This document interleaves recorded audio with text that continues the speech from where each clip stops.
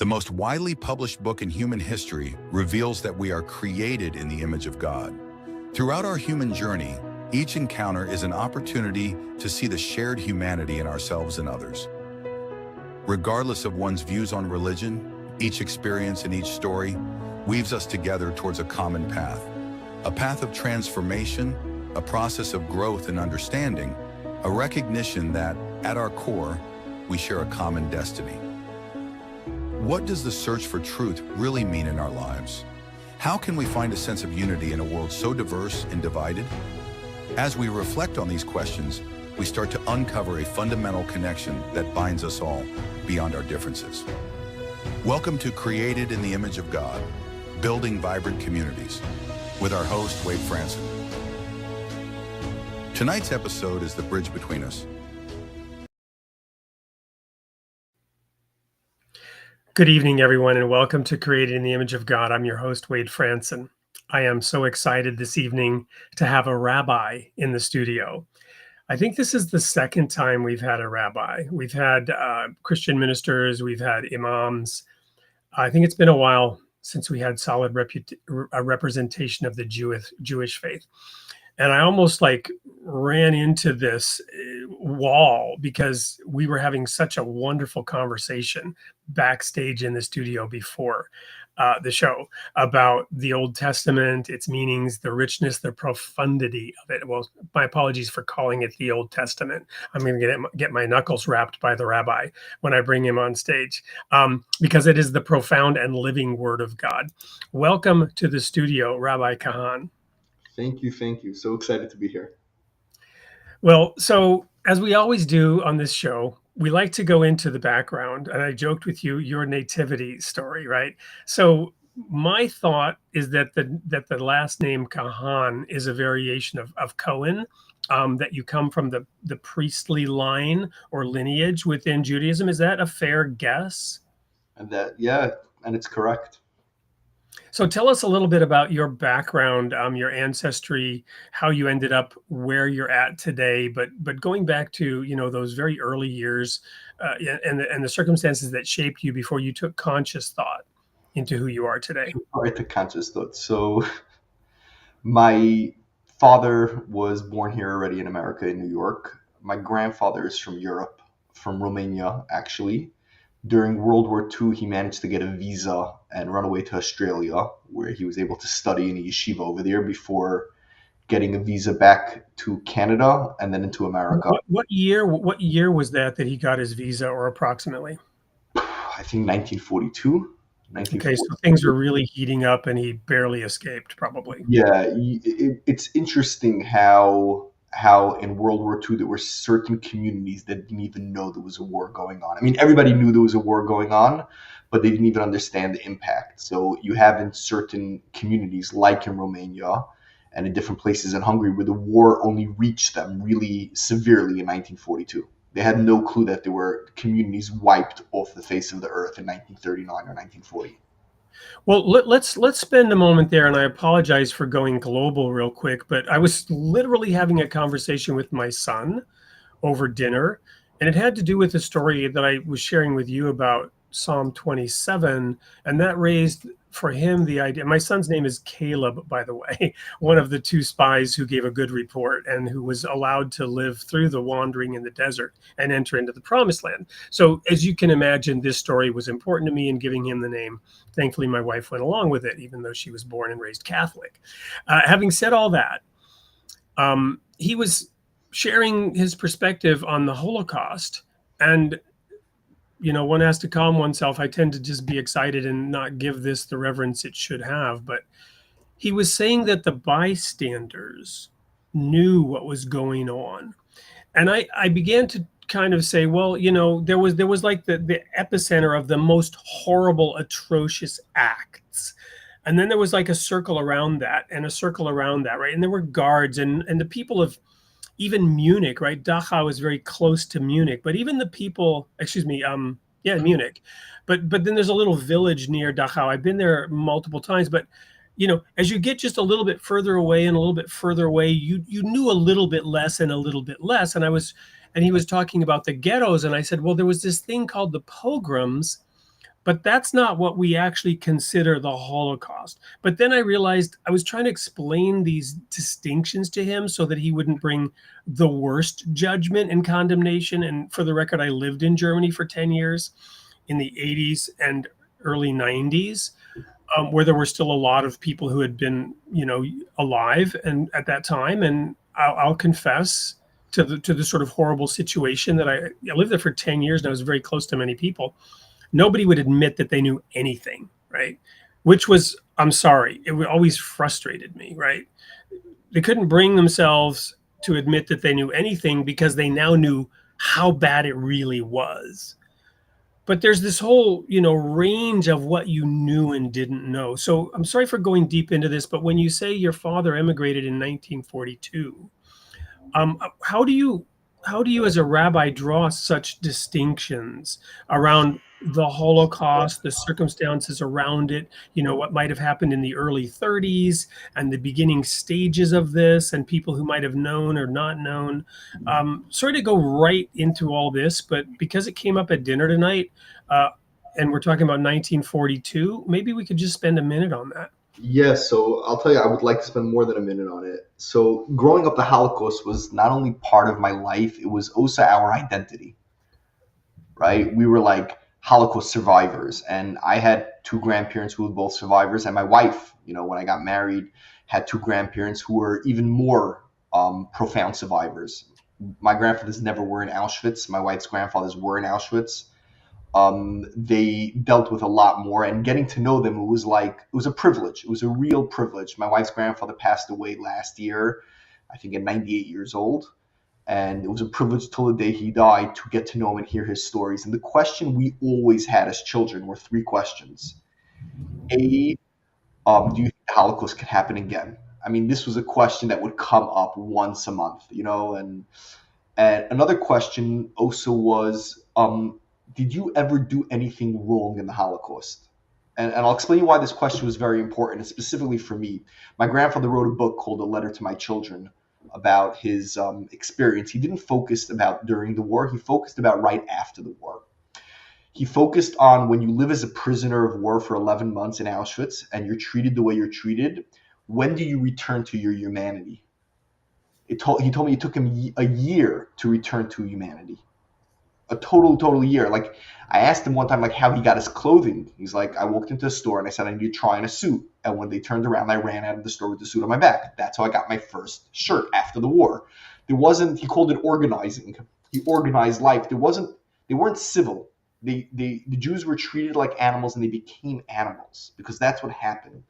And for me, that was a profound idea. My grandfather, who was a civilized person, an entrepreneur, made a lot of money in his life, really worked hard, came out of the war at 20 years old, an animal, and then civilized himself in this new place called America. And for me, psychologically, I couldn't make sense of that. I couldn't make sense how you could be 20 years old and be in the worst place in your life, and then 3 years later get married to my grandmother.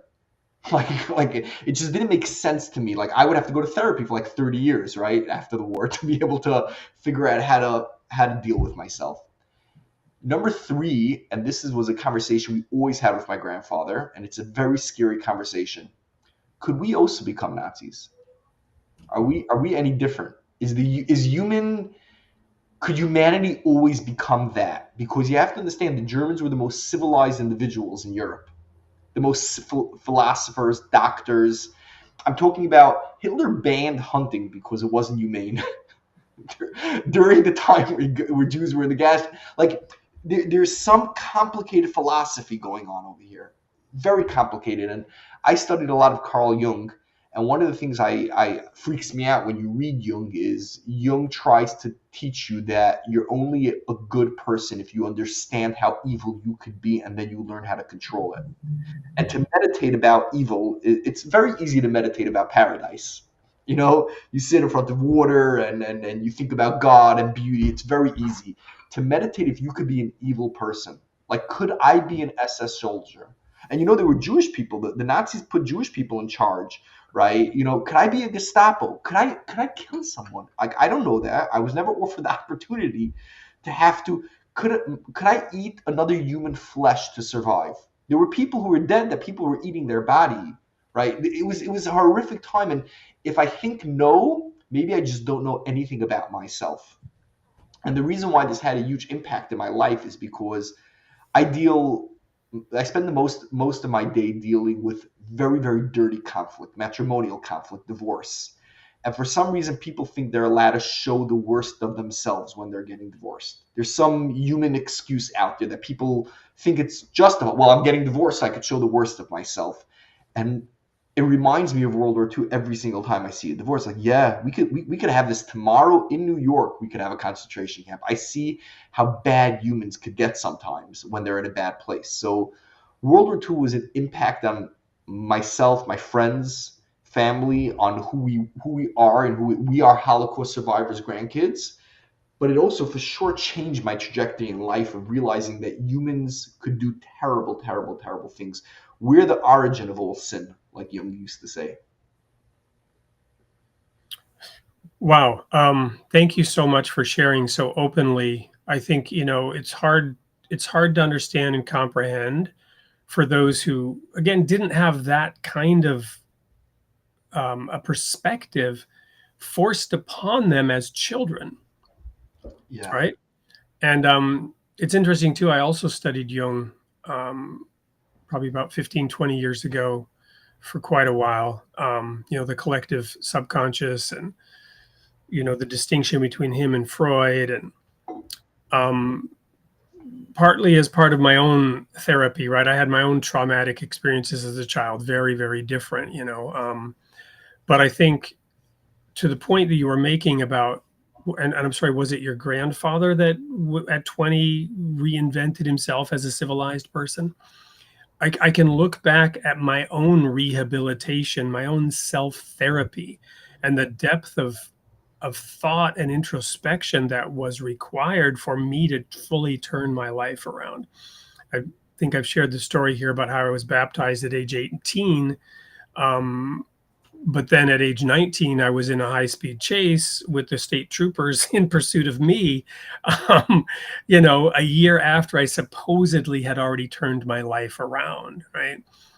It's a hard thing, and it's a process. And, one of my favorite light bulb jokes, how many Carl Jungs does it take? How many psychologists does it take to change a light bulb?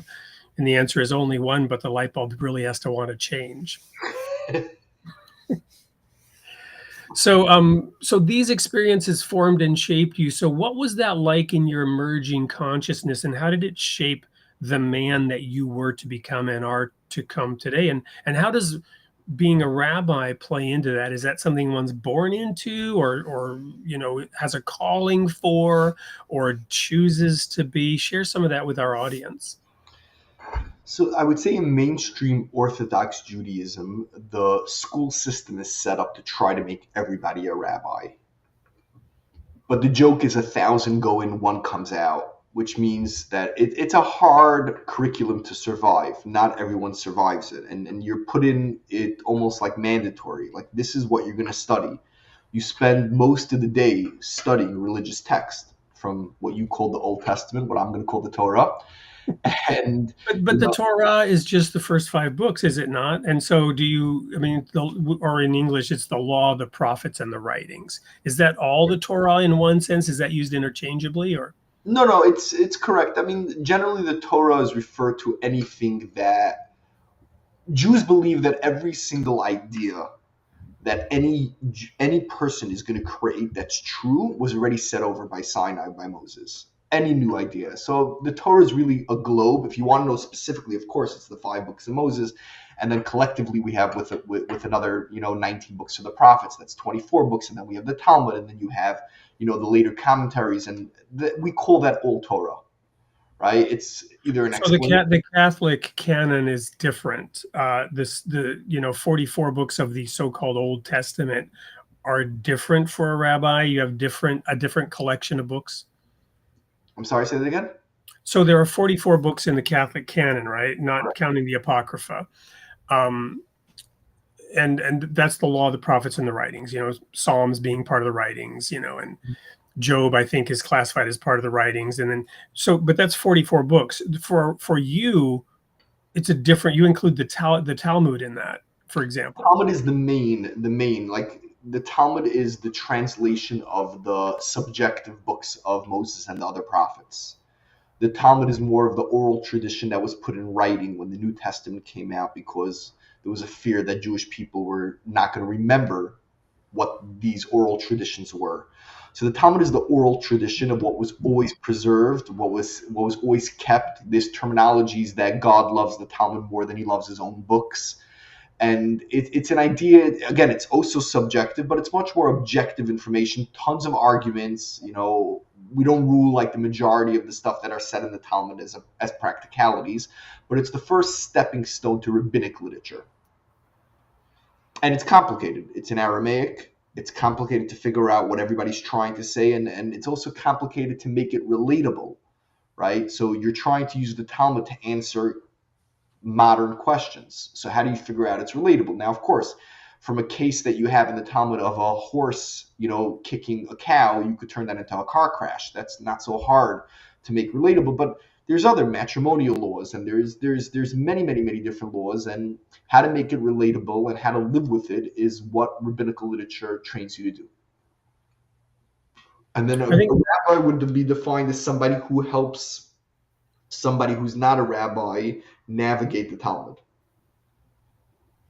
A rabbi is not adding to the laws. A rabbi is not, God forbid, taking away from the laws.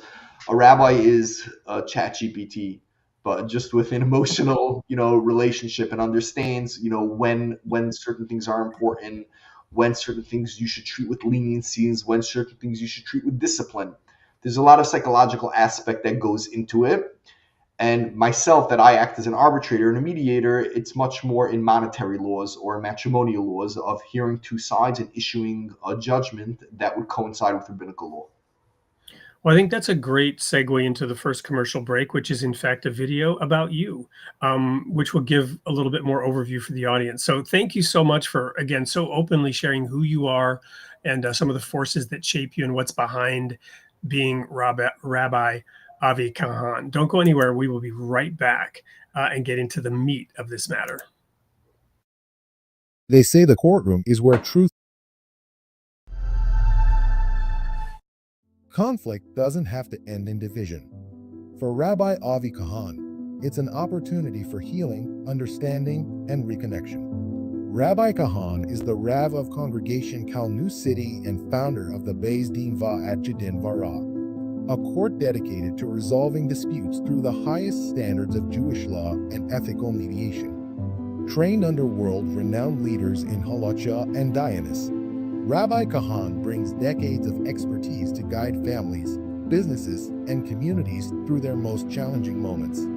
At the heart of his work is a simple, yet profound mission: to preserve confidentiality, fairness, and integrity while restoring trust and rebuilding relationships. In a divided world, Rabbi Avi Kahan offers a path forward, one grounded in tradition, guided by justice, and inspired by compassion. Don't miss what's next for.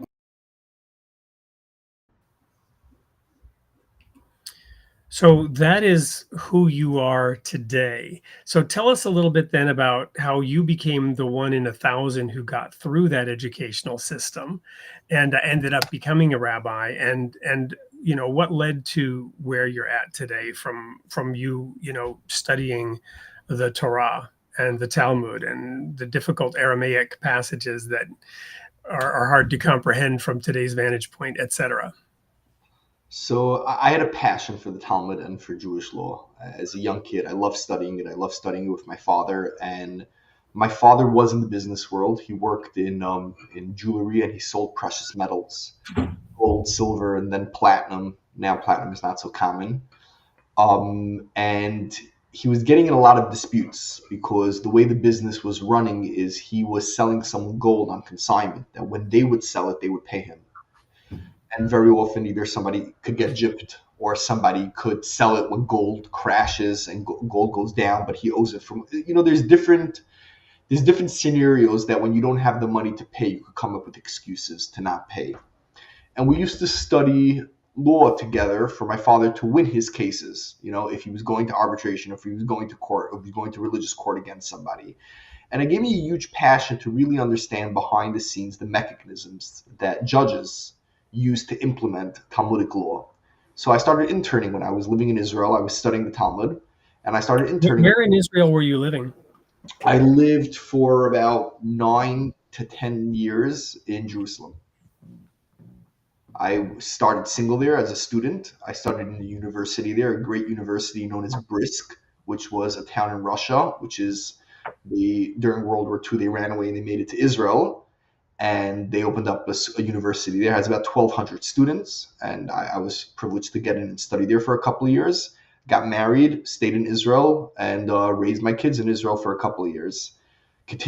Pursuing my studying, and then trying to go to rabbinical court to intern and ultimately learn the judicial system. And I would say that's what really motivated me to open up my own center. I really appreciated the judicial system, what goes on behind the scenes, specifically in Israel. It was a fascinating country to deal with really, really interesting questions. I can imagine. So that's fascinating. You know, I would now want to get into a sidebar about diverse weights, right? How they are an abomination, right? And I've often used the analogy. Correct me if I'm wrong, and you may know a whole lot more. I mean, you do know a whole lot more and may have a different perspective. But my simplistic statement was, if you transparently show your buy and sell rates, that's not diverse weights. It's when it's hidden and the customer doesn't know, you know, what's going on underneath the table. Such as when, you know, and I actually recently used this to say, you know, the Bible does have laws against gambling because the gambling houses use diverse weights. They don't tell you what the odds are, you know. But anyway, I'm off on a sidebar now. So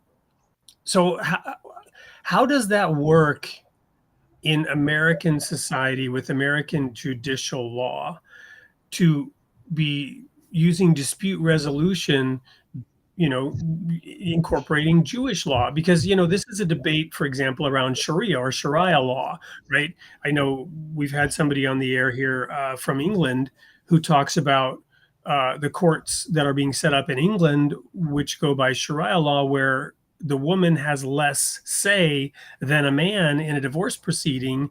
And this goes counter to the concept of equality that is enshrined in British law. So, you know, that's a problem and a challenge, to put it mildly.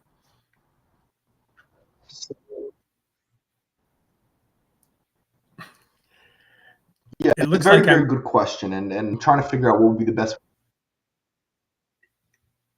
Yep. Go ahead. You froze for a minute, but you're back. Now the sound is gone. You hear me? No sound.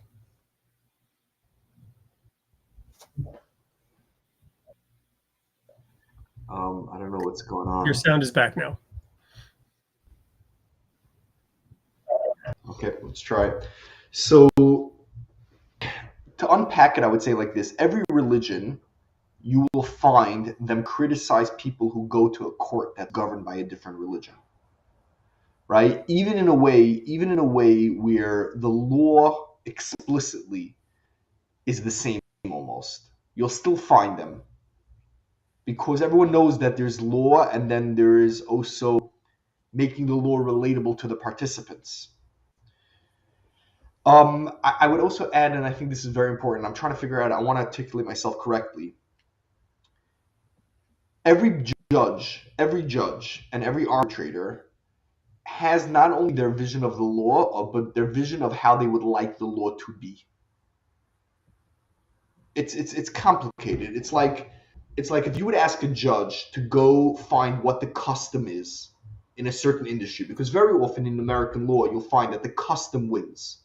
Right? You find it in other religions also, but in American law you find whatever's customary wins. And if you go ask a judge, and a judge's job is to find what's also customary. precedent.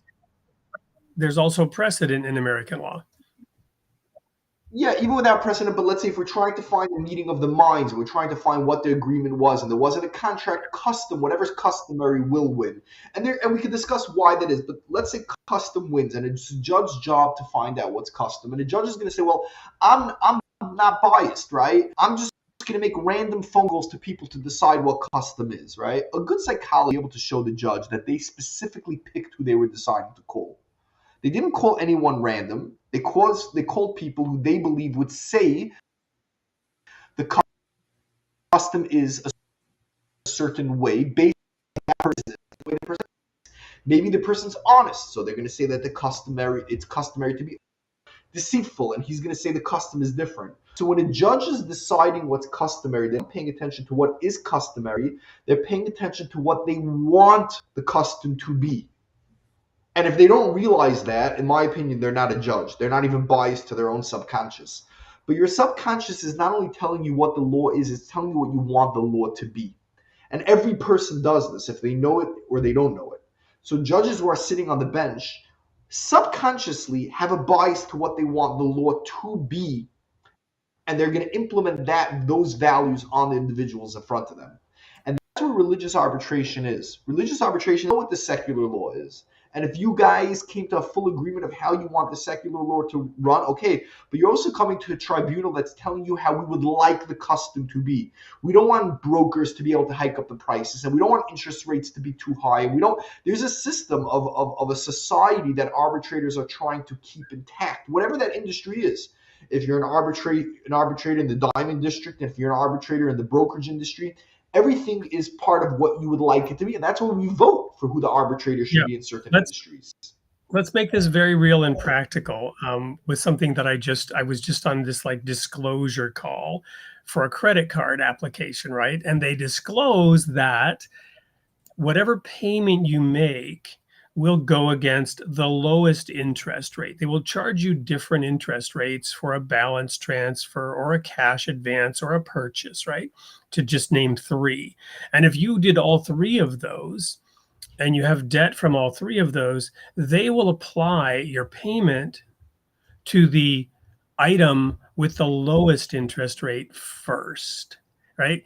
Which means they will be charging you a whole lot more money over time, which some of us would, say that is an, absolute ripoff, but it is customary in the credit card industry. And that's how they sucker in and prey upon let me hear the weakest financially who are unable to pay off their debts. They're going to be in debt forever.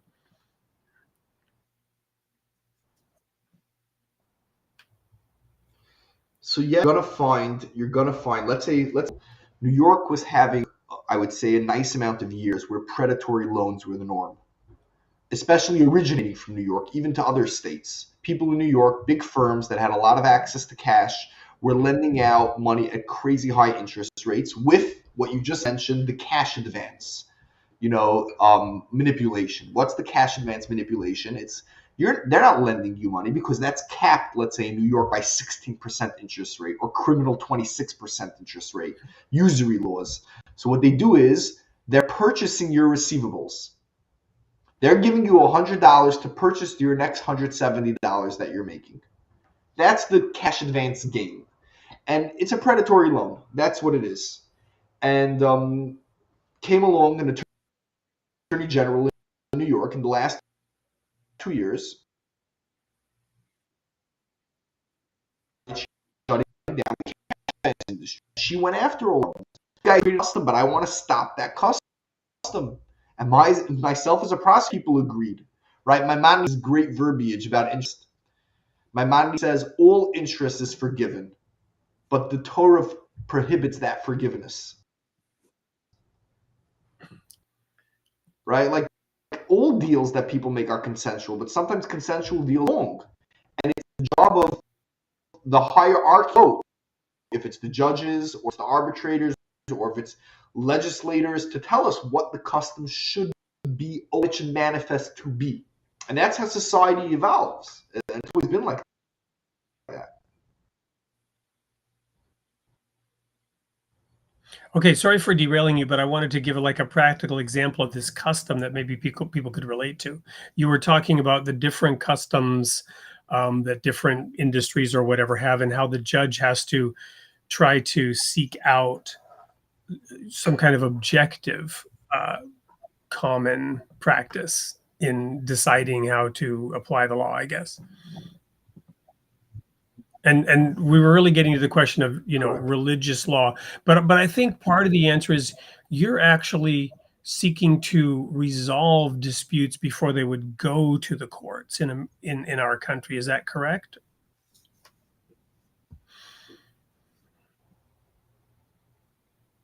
Some, I mean, that's one of the marketing techniques that arbitrators and mediators use, which is why go to court with all that uncomfortability, with all the legal fees, when you could settle it in arbitration and mediation. But I would say 50% of my cases are in middle of court, where people or the judge, hey guys, go figure this out outside of court, go figure this out by mediation, or sometimes when people realize they're towards the end. Or I would say in monetary cases, most of the cases that I get are cases that people don't want to go to court about. They did something, tax law, or they just don't want their information to be public information right now, and court would make the information right away public. You know, I believe that's why people go. Matrimonial people go because for a whole different slew of reasons. But in commercial and business conflict, it's usually because they want the confidentiality of arbitration. Yes, it would be beautiful if people would come early on, people wouldn't fight the way people are fighting, but I usually get very litigious cases. One of the things I Well, one actually of the made on my reasons we website wanted is to, no, go ahead.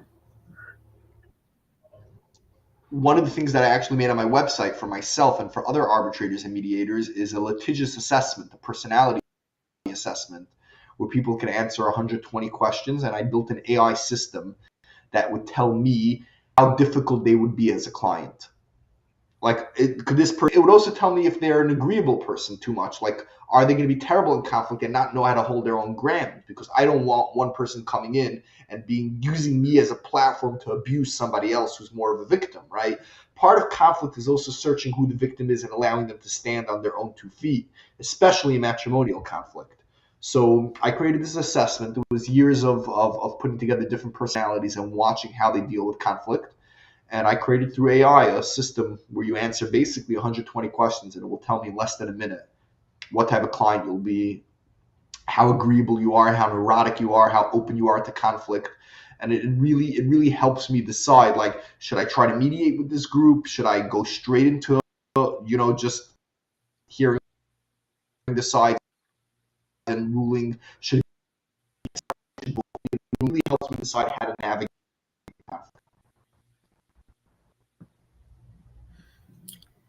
Thank you. We're experiencing a little bit of time lag and freezing from time to time. I'm not sure if it's on my end or your end, or somewhere in the internet ether. But we're going to go to a quick commercial break, and when we come back, we're going to ask the question that kind of led to this meeting in the first place, which is the massive conflict going on in our nation today, the division, where it's not just arguing about who is going to get to be president, right, for 4 years.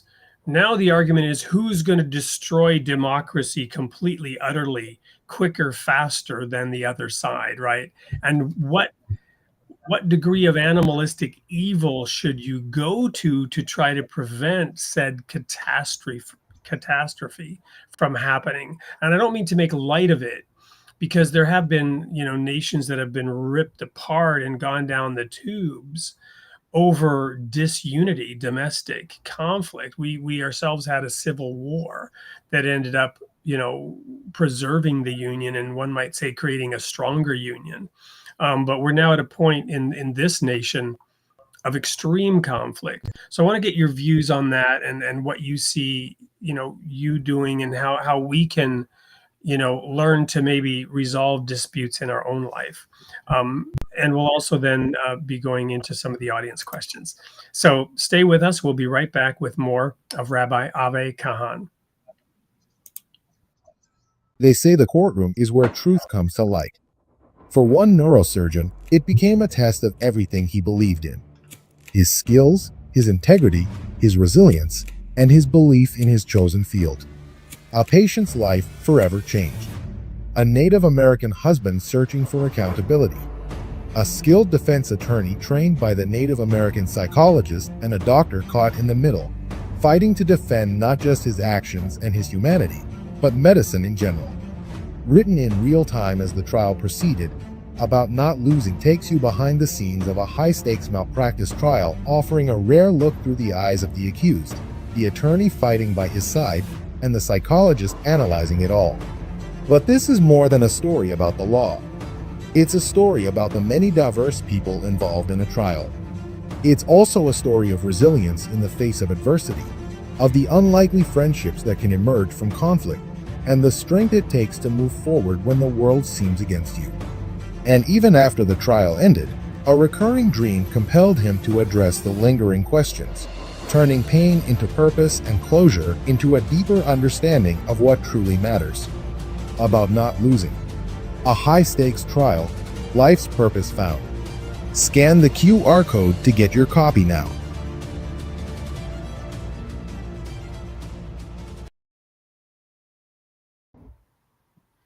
Welcome back to Created in the Image of God. I'm here with Rabbi Avi Kahan, and we are talking about dispute resolution, which is his life's work and what he has set up to arbitrate between folks who are not able to resolve their differences themselves. And anyway, let's just key in on one of the questions that has come in earlier from the audience before we go into the bigger picture. And give us an example of the types of situations that you deal with, and maybe an example of an outcome. Obviously, all names change to protect the innocent. Maybe some kind of composite, so that we're not in any way, violating that confidentiality that you spoke about earlier.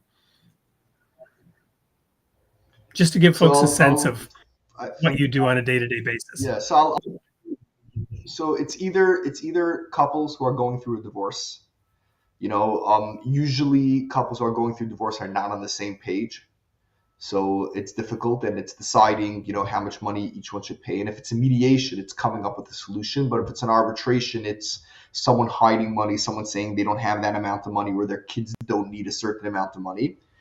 And it's not pleasant, those cases. And then there's the commercial cases. The commercial cases are usually invested in a company, and that company tanked. How much is the owner of the business was operating at full for losing money? Did that pay back? What was considered investment on proper?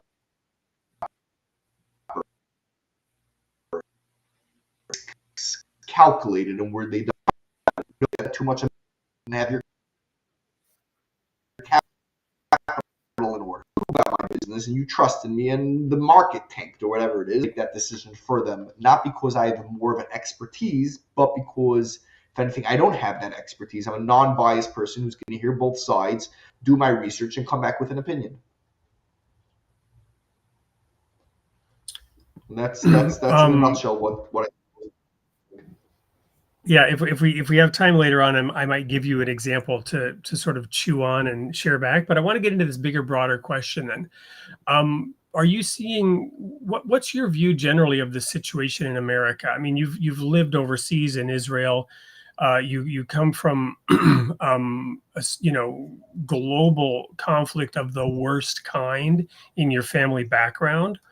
What's your sort of take on the things that are dividing us, and how the echo chambers seem to be exacerbating our ability to get along, forming different, you talked about what's common, right? Or normal. I forget the word you used, but increasingly, we're being told bizarre things about the other side, only the most exaggerated things about the other side, in a demonization effort to paint, the other side of a political spectrum as pure evil.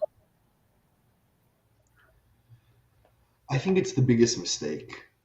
And I'll give you an example. Let's make it simple: Republican versus Democrat. You're gonna have a couple who's gonna have different opinions. One is gonna be a Republican and one is gonna be a Democrat. You're gonna have religious communities where one spouse is not gonna want to be religious anymore. And the question is, does that mean death? Does that mean now we have to kill you because you're not as religious and we can't co-parent and our child now has to grow up in a single parent home? If my philosophy is radical right and my spouse becomes radical left, or I'm radical left, spouse becomes radical right. I'm using this. One likes socialism, the other way. So that means those families have to separate. It makes no sense to me. It makes no sense that truth and peace can't sum along. I find that I find it egotistic. I'm 100% sure I'm right about my opinion, that I don't want to even be in the same room as you. Like, I'm scared you're going to change my opinion, or I can't. I happen to love going and hanging out with people who have the opposite opinion of mine. I find it like comedians when they want to share a joke. You don't go to Madison Square Gardens and share the joke overnight. You share it with a friend, you share it with people, and you pay attention to the non-laughers to be able to make your joke better. If you change your political views with those who argue with you, you have no clue how to refine your opinion and make it better. Because I know my opinions come from, I know my biases better than you'll ever know my biases, which means that I trust my opinion less than you trust it.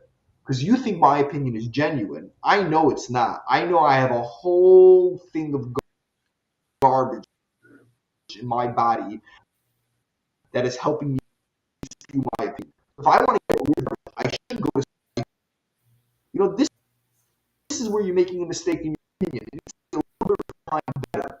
So,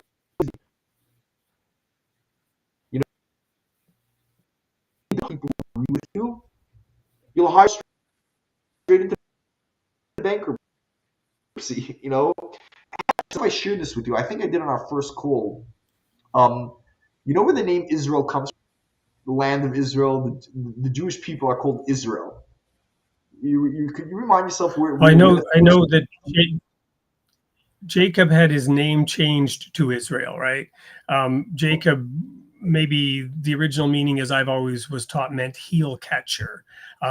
Sort of a child born in deceit, due to the Esau Jacob battle for who's going to come out of the womb first. Correct. And why was it? The story is Jacob wrestled with God.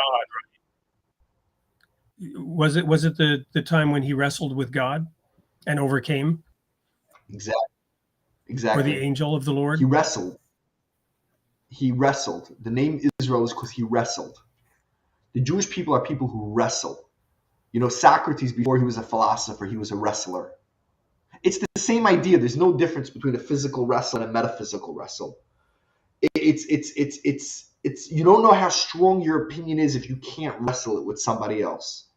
And therefore, God created a lot of different opinions to help define our opinion.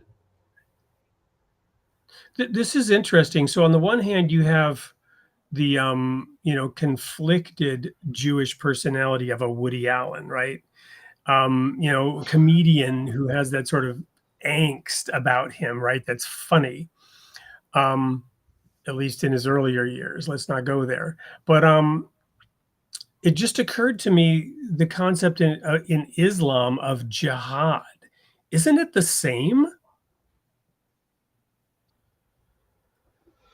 I mean, if the name Israel means to wrestle, jihad is the struggle. And again, it's supposed to be the internal struggle, right?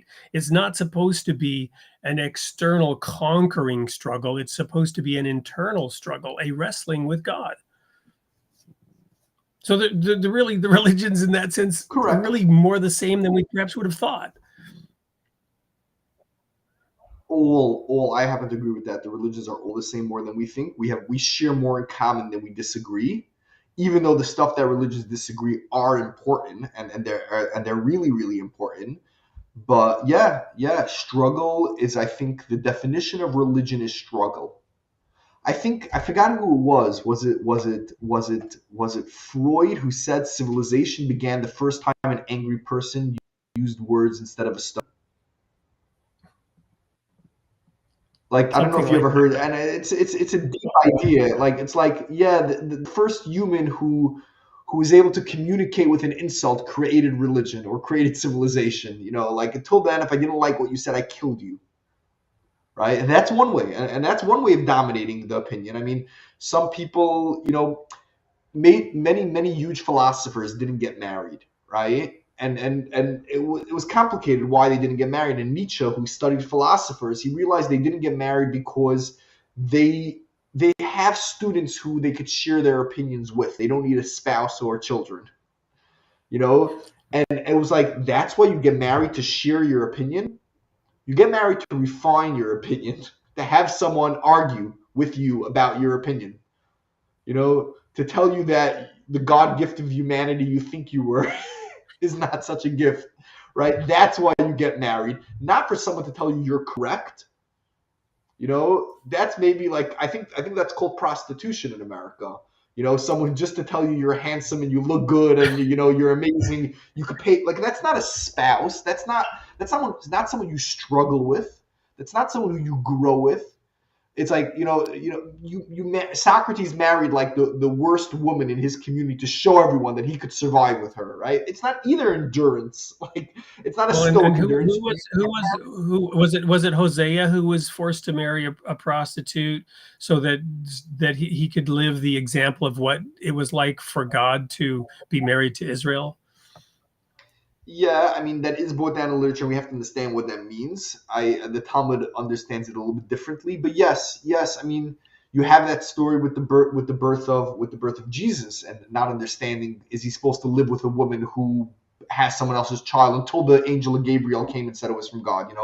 But the idea was that exists in all literature as an archetype of the perfect man, which is the God who lives with his betrayed community, which is the Jews, who haven't yet found him the way he wants to be found. But the idea of thinking that your opinion is so good that you're scared to go debate with somebody who has a radical different opinion than you. And when I say radical, I mean totally radical. I think be embraced instead of ignored. I think Jewish people should want should have conversations with people outside of their community to refine their own opinion. Well, it's interesting too, the whole challenge of racism, right? Racial diversity, if you will, though race, by a number of definitions, is merely a construct and doesn't really exist. And yet we seem obsessed with that rather than this thing that you're talking about, which is the clash of differing ideas and opinions and temperaments, right? Which are more profound differences than skin color. Skin color may be an indication of certain communal traits or characteristics related to thought, ideas, temperament, or any number of things, but there's diversity within that skin color, designation. And the true diversity lies in difference of thought, difference of temperament, difference of, viewpoints. And one of the challenges in this country is how, again, these echo chambers are being created in which we good, you bad, right? And that's all there is to it. It's the same old age old thing, but it's cooked up in a new and different, more subtle and more toxic way.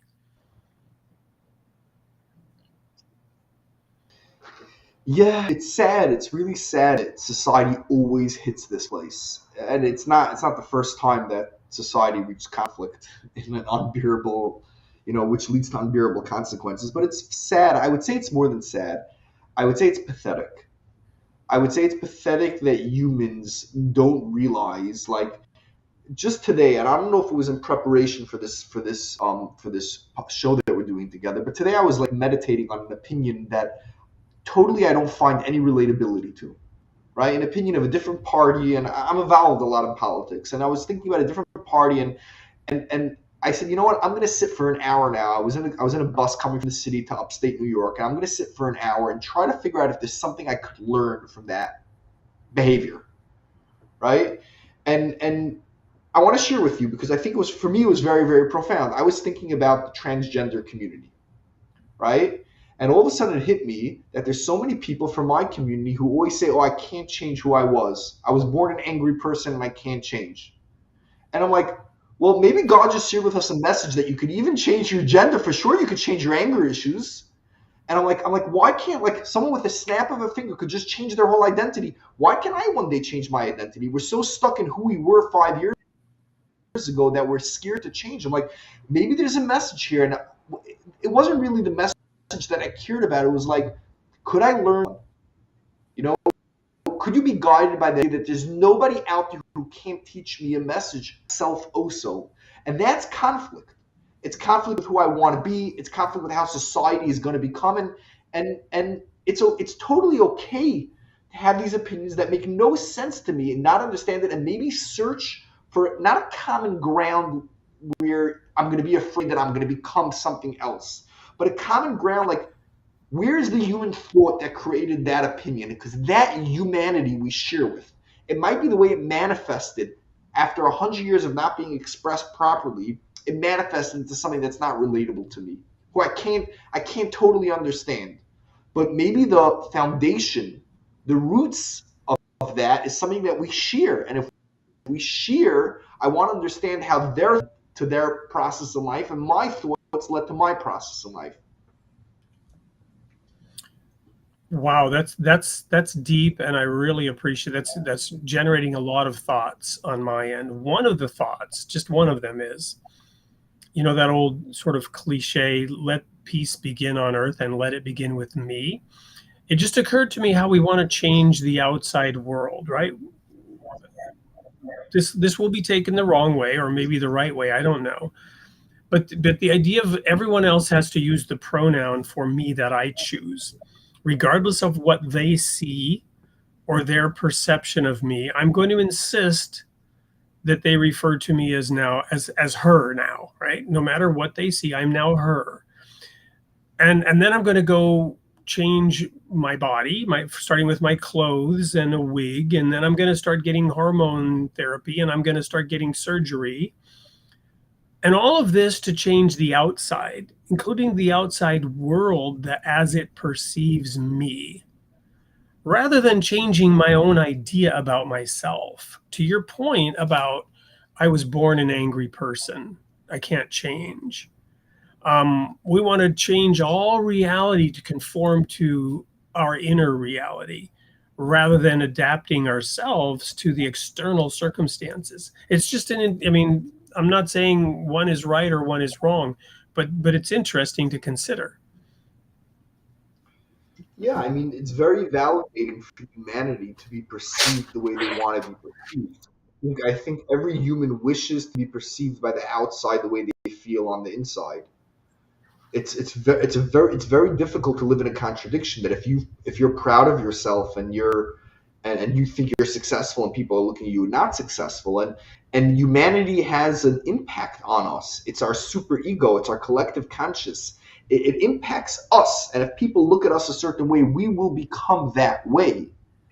And that's scary. And this was done in school in so many scientific experiments where a bunch of kids just looked at one kid who was, let's say, the nerd in the class, and they looked at them as a great person for a while until they became the leader of the class. And they took the leader and they made it the lowest. And this is like a Disney movie theme that happens, Yeah. And we could do that. We could take somebody who's worth nothing and make them the largest person, larger than life. We have that as a collective society. We could do that to people, and sometimes they beg that from us. And I would push back on what you're saying and say, like, that person who's dressing on the outside, what are they asking from us? And I don't really care of the outcome right now, because the outcome is too political for us to discuss. But what caused this situation? What were we as humans doing wrong that led to this situation? Because if you really believe that it's horrific certain behavior from the other side of the aisle, then how did it happen? Right. If you think it's an abomination, exactly. then why was it allowed to happen? this is the basic idea of, we are all one, right? And what any one of us does affects every one of us, and we're all in this together. We're going to go to one more commercial break real quick, and when we come back, since we're already running out of time and we could go on and on and on, we're going to look at a couple of audience comments and have to sort of crash land this plane. It's just too fascinating, the discussion that's going on. The pilot didn't realize we were getting close to the airport. We'll be right back. Don't go anywhere. Welcome to the Royal Falcon Foundation. Our curriculum and activities inspire and train adolescents through hands-on experiences, fostering growth and empowerment. Through immersive and challenging experiences, we shape young minds to think independently and develop their leadership skills. Our programs foster new friendships and unity, shaping young leaders to tackle real-world challenges with confidence. We believe in equipping the next generation with the skills to become leaders of tomorrow. Join us at the Royal Falcon Foundation and be part of a journey that empowers, unites, and inspires.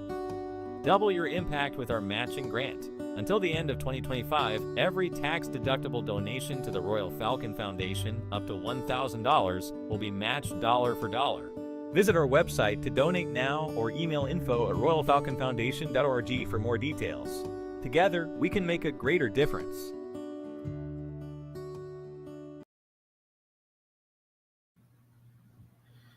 Welcome back to Created in the Image of God. We're here with Rabbi Avi Kahan, and we're going to go to a couple of audience questions real quick. Here's one from early on in the show when we were talking about the Holocaust.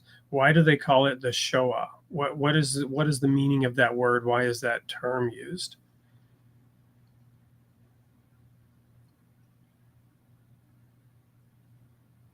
So how long do we have for that answer? I guess the meaning of the word, first of all, it's not an English word. It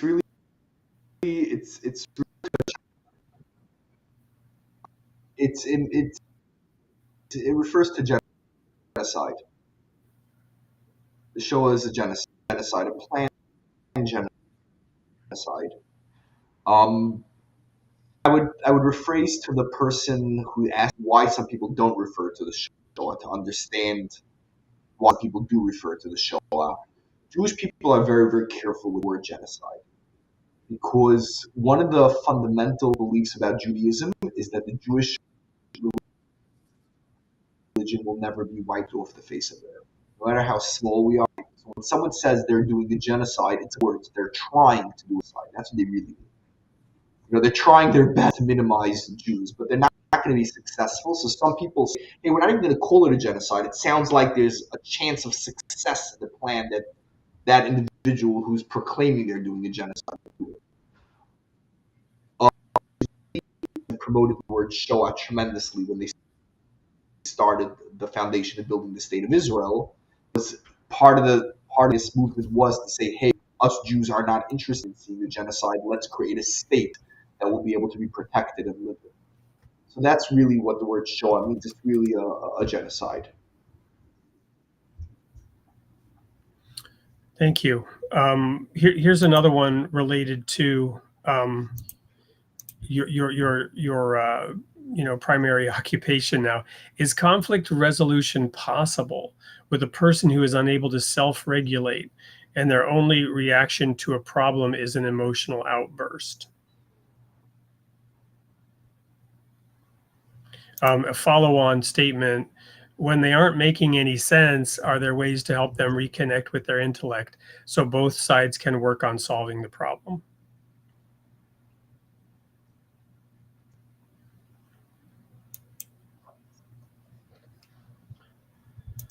So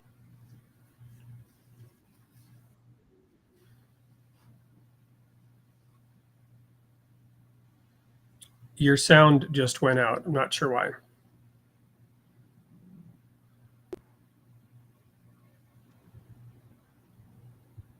now?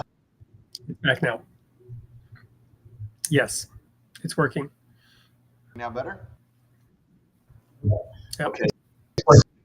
So conflict resolution like this. Resolution means how are you solving the conflict? You could end up in court. You could use the possible. The question is how easy or how difficult is it going to be, and also what type of spouse, right? A spouse, you don't want to end conflict with them being dead to you, because especially if you have children, you're going to have to figure out how to co-parent. You want to conflict in a way that you could still communicate after. So let's say the individual peace on earth. Is conflict resolution possible? The person was unable to self-regulate, and their only reaction to a problem is emotional outburst.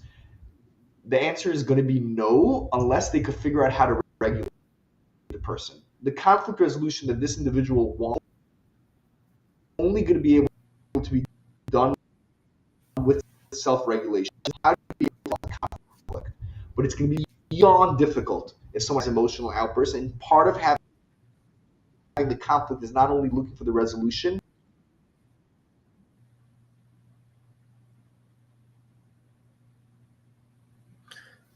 The sound has just gone out again. I'm not sure why. It just stopped.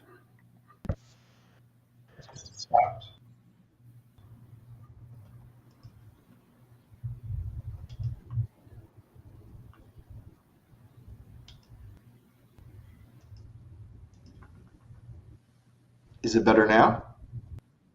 Yep. I don't know what's going on. It's back now.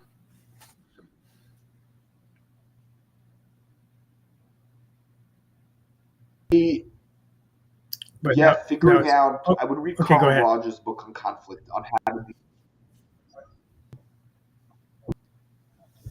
So, like somebody who has emotional outbursts,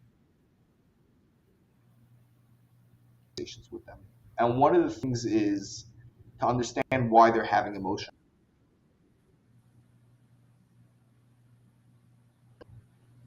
Right? And anytime you trigger something that they don't want to hear, they're spitting it out, or because they're paranoid about what you're going to say. And in both cases, very, very simple. And I learned this from Carl Rogers. Every single thing they said in a way that you showed them that you understood what they said. So let's say they said, well, I only want to give $2,000 a child. $2,000. No, I didn't say afford, I believe. Giving $2,000 a month. You repeat back to them in a way that they feel comfortable that you understood what they are saying before you share with them your opinion. The way I've seen to be able to minimize emotional outbursts.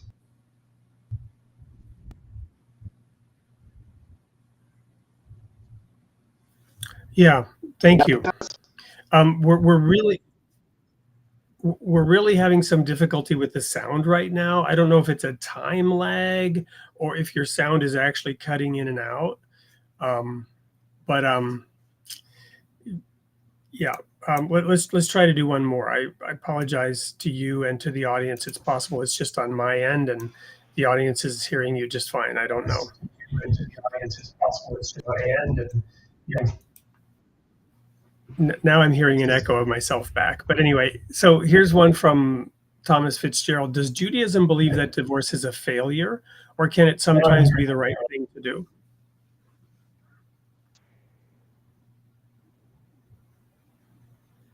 You'd have to say that again. I couldn't hear. Does Judaism believe that divorce is a failure, or can it sometimes be the right thing to do?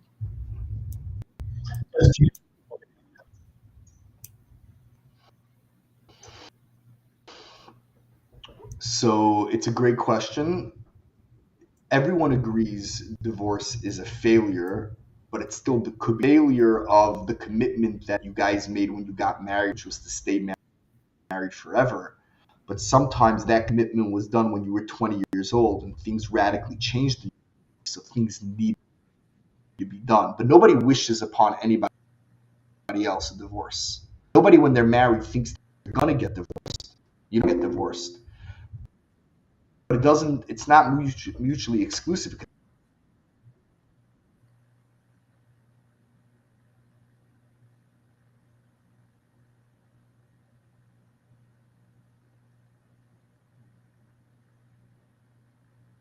many times the right thing to do.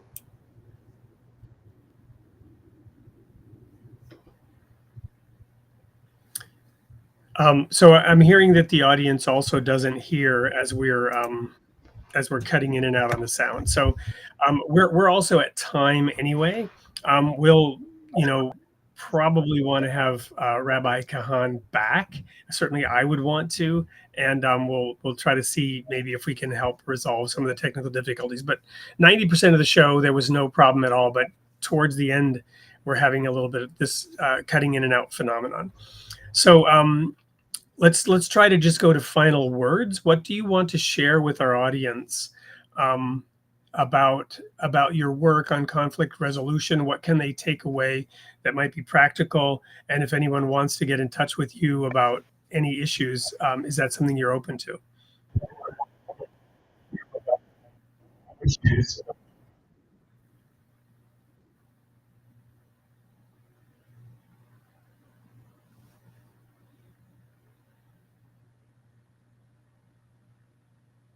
Everybody, as final notes, is conflict avoidance is the worst world. If you're avoiding conflict, that's creating more conflict, because when that conflict is going to unfold, it's going to be way worse, and it's going to be solvable and compatible when first birth. Marriages get stronger, comfortable with our own opinion. We should not be married to our own opinion, especially in case we're wrong. And we should be open to have conflict and discuss life until we all. So I heard some of what you're saying. It was not an emotional outburst at all on your end, but it was difficult to understand. So I'm going to now practice what you just shared with me and repeat back what I heard. If you want to stay married, you must divorce your own opinion sometimes.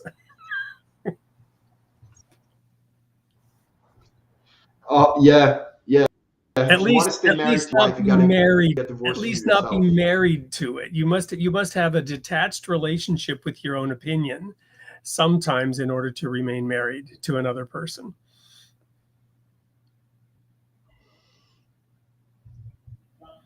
Well, this was indeed an honor, a privilege, and a joy. Yeah. I'll end up with this. We're cutting back. I'm sorry? Go ahead. We're getting cut off. Go ahead. So yeah, no. You're married to yourself before you married your spouse. You're cheating on yourself with your spouse.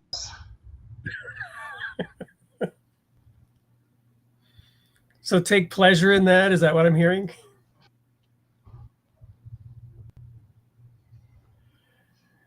Opposites attract, maybe, is another way of saying it. It's just reality. Embrace it. Yeah. Well, so this perhaps was a metaphor here, the communication breakdown at the end, and we're working through it. But I just want to say I've really appreciated having you on the show. We're going to have to end it there because it's just frustrating trying to go back and forth with the sound issues. We'll look into this before we have Mr. Rabbi Kahan back on the show again. Please do reach out to us. Let us know how you like the show, and I'm assuming you'll all want him back because there were many comments we didn't get to. I'll try to save those and send them to you because you may not have seen them all. So we have one thing left to do, and that's to share the sneak peek from next week's show. And I'll be signing off before I air that, and looking forward to seeing you all next week, 8 p.m. Central Time for Created in the Image of God. Until then, may God be with you.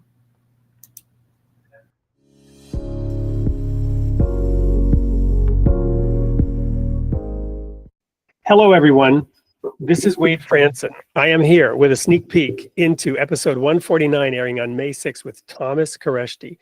Tom is a career CEO working at the Fortune 500 level who had a mid-career adjustment in Budapest, of all places. Reminds me of a couple of songs that I remember from my misspent youth, in which God reached out and figuratively grabbed him by the neck and pointed him in a different direction. He spent the last half of his career developing principles of spirit-led, God-led, Bible-led leadership. Welcome to the studio, Tom. Thank you, Wade. So tell us about that moment in Budapest. Well, it was humbling. For the first time in my life, I was humbled by the world. I was on a rocket ship with my career, and the good Lord came down, smacked me on the head, and said, "Tom, it's time for a change." Well, on the show, we're going to get into the details of exactly what that 2x4 looked like, exactly how it felt when it impacted, into the nitty-gritty detail of that. But what I'm really interested in as well is that course correction led you on a path addressing the conflict that Jesus spoke about when he said, you cannot serve two masters. You cannot serve God and mammon, right? Or the material, physical world. But yet you found a way as a CEO to walk that razor's edge. Tell us about that. Well, after that moment in life, I came to just the easy realization that it wasn't about me. Up to that point in my life, I was pretty much self-centered. I was on a rocket ship in my career, and I thought I was making all the moves, and all glory to me. And it worked for a while, and then good Lord humbled me, and the light went on, and it was like, okay, well, it's not about me; it's about something much bigger than me. And then it's been my journey ever since.